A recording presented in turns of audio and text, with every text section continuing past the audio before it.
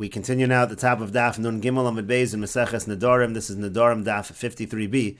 The Gemara is continuing a statement from Rabbi Chanina ben Gamliel.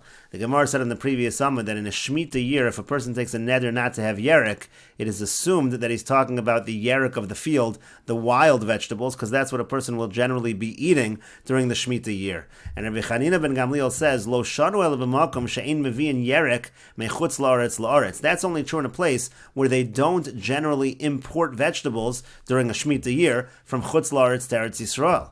Aval b'makom she'mevi'in yerek mechutz la'aretz la'aretz, but in a place where they import yerek from chutz la'aretz to Eretz Yisrael, so then aser. So then he's going to be forbidden even to have the yarkos agina, even to have the garden vegetables, because there people even eat garden vegetables during the Shemitah year because they import those vegetables from chutz la'aretz. And the Gemara says, Kitanai, let us say it's a machlokas tanoim, in general, whether you're allowed to bring in yerek, whether you can import yerek from chutz la'aretz to Eretz Yisrael. The Braisa says, Ein mevi'in yerek min chutz la'aretz la'aretz. It says you're not allowed to bring yerek from chutz la'aretz to Eretz Yisrael. That's according to the Tanna Kama. And the Braisa continues, Rabbi Chananya ben Gamliel, Rabbi Chananya ben Gamliel says, Mevi'in yerek mechutz la'aretz la'aretz. You're allowed to bring in vegetables. You can import vegetables from chutz la'aretz to Eretz Yisrael. My time at the Mandamer ein Mevi'in. The Gemara says, what's the reason of the one who says that you're not allowed to import vegetables into Eretz Yisrael? Amar Rabbi Yirmiyah mishum gush. Rabbi Yirmiyah says it's because there might be a clod of earth that's attached to those vegetables, and in general, the earth from chutz la'aretz is considered to be tamei because of a suffix mace. Maybe there's a dead body in that earth, and therefore we don't want to import the tumah into Eretz Yisrael, and that's why you're not supposed to import the vegetables.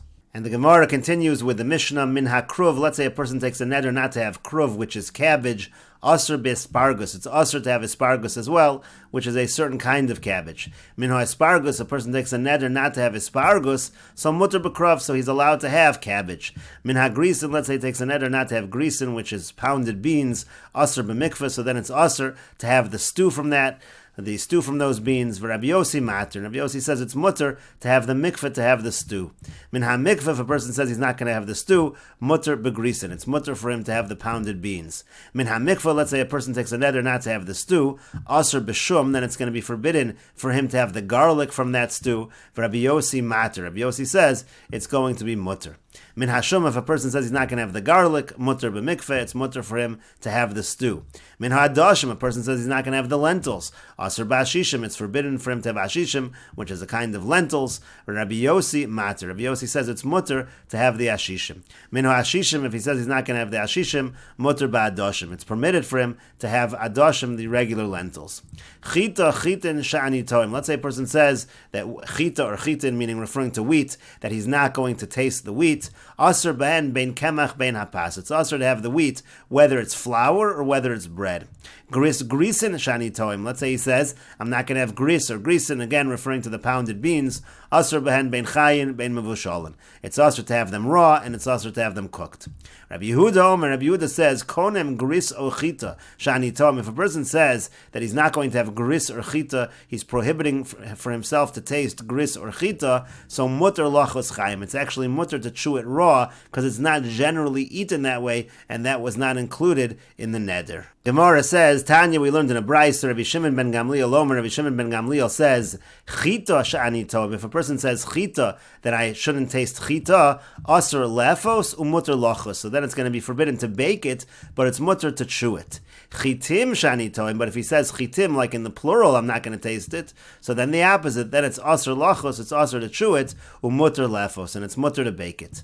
Chita chitin shani tov. If he says both chita and chitin, so then asur bein lachos bein lefos. Then it's asur whether you chew it, whether you bake it. Similarly, gris shani tov. If he says gris, again the pounded bean, that I'm not going to taste it, asur levashel umutter lachos. It's asur to cook it, but it is mutter to chew it. Grisin shani tov. If he says it in the plural, that I'm not going to taste grisin, asur lachos umutter levashel. It's forbidden to chew it, it's mutter to cook it. And if he says both grisin shani tov, asur bein levashel bein lachos. If he says grisin, so then it's asur both cooking it and chewing it.